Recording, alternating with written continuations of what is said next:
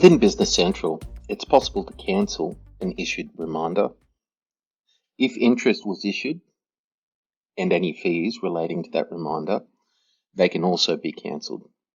Let's go search issued reminders.